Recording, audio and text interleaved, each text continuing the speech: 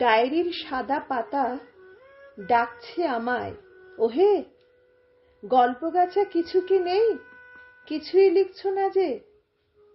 মন খারাপের কথা শুনে ভাবল কিছুক্ষণ, সাদা পৃষ্ঠা এগিয়ে এলো, বলল এসে, চল।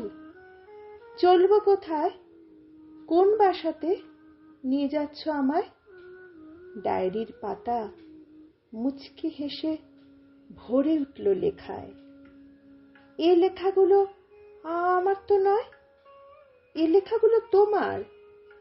আমার কথা, আমার কথা গল্প হয়ে ছবি এঁকেছে খাতায়। এক ফালি চাঁদ, টুকরো আকাশ টালির ফাঁকে ঢোকে, সেই ঘরটায় জল পড়লে সোঁদা গন্ধ ওঠে।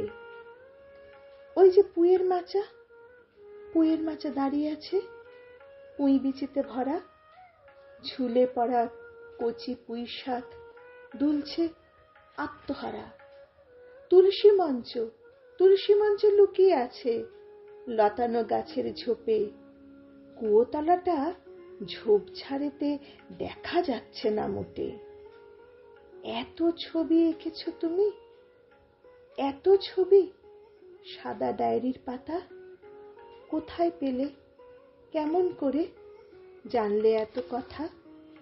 এ ছবি তো আমি আঁকি যখন কেউ থাকে না পাশে।